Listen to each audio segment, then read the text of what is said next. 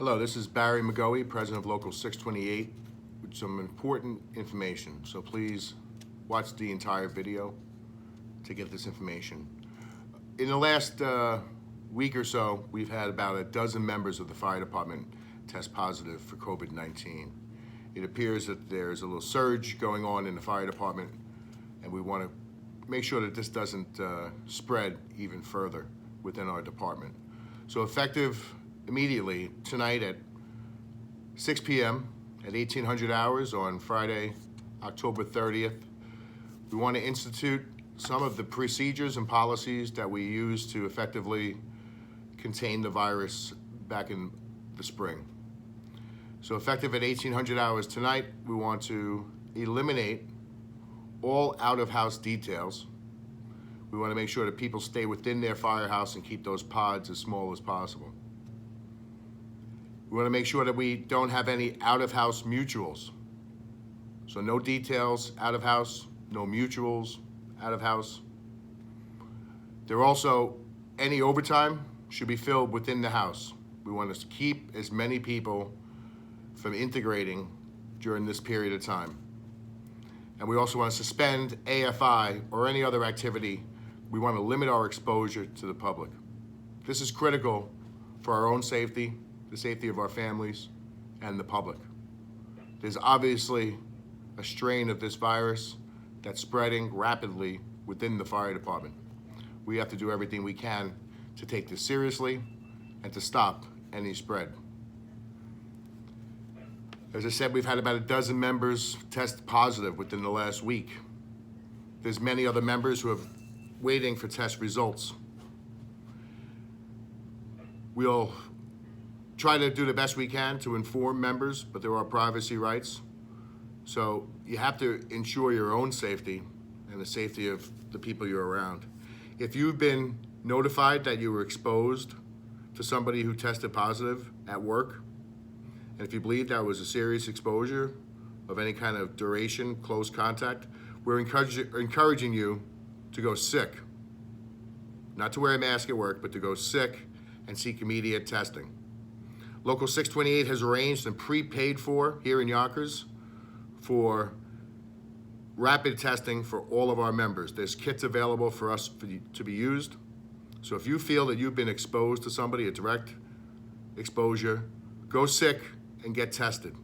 And don't come back until you know you're clear. You can't have guys refused to go sick because they're concerned about their sick incentive. This is too important to be worried about a few dollars on a sick incentive check. And that's a fight we'll take on with the administration and the city down the road. But our number one priority is the safety of our members. Within the firehouse, it's very important that we maintain physical distance. We have to spread out and not congregate for lunch, for dinner, for coffee at the change of tours. People have become a little lax in that in the last several months, but there's definitely an uptick here. Let's take this seriously. When you are together for the limited times, we're encouraging you to wear a mask, keep as much distance as possible. Try to wash your hands as much as you can around the firehouse and use disinfectant on your hands. Again, we have to do everything we can to stop this spread. We also we're very short-staffed. All these members that are tested positive are out of work now, waiting to be tested. We have other members who have been exposed and will get tested. So we need all available members that are in one of those categories to be available to work. We have to maintain our staffing throughout the city for the safety of our firefighters and the citizens. So we're encouraging you to make sure that you're available to work. Can't be concerned about Halloween or other events. I'd encourage everybody to contact their firehouse and let them know their availability to work. We're going to be requiring members to fulfill our staffing. So members will most likely be held over. Be prepared to be held over. We have to maintain staffing on the rigs for our safety. And unfortunately, if we don't have the manpower to call in, we'll have to hold members over. So in an effort to avoid that as much as possible, please let your firehouse know your availability. Again, we want to institute these things immediately, tonight, until further notice. We anticipate this could be for a couple of weeks. This is not the end of the world here. We have to do everything in our power to stop the spread of COVID within the fire department. We're definitely in an uptick here. There's a little internal surge, and we owe it to ourselves and our families and each other to do everything we can to prevent it. So please, try to comply with these rules. Try to comply with common sense, guidelines from the CDC, as well as the New York State Department of Health. These are the only tools we have at our disposal. Be very careful. Just as we see an uptick here in the fire department, there's a corresponding uptick in our community. So be extra vigilant, responding to calls, wearing masks, proper PPE if necessary, if there's a COVID positive case, or if they've identified COVID symptoms. Your union is very concerned about your health and your well-being. If anybody needs a test for yourself or your family member, please feel free to reach out to us.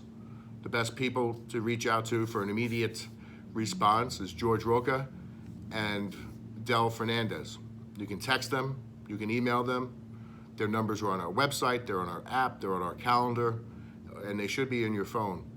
So you can text them or myself at any time of the day or night, and we'll do everything we can to try to get you tested as quickly as possible. But again, if you've had a significant exposure to anyone, you shouldn't be at work.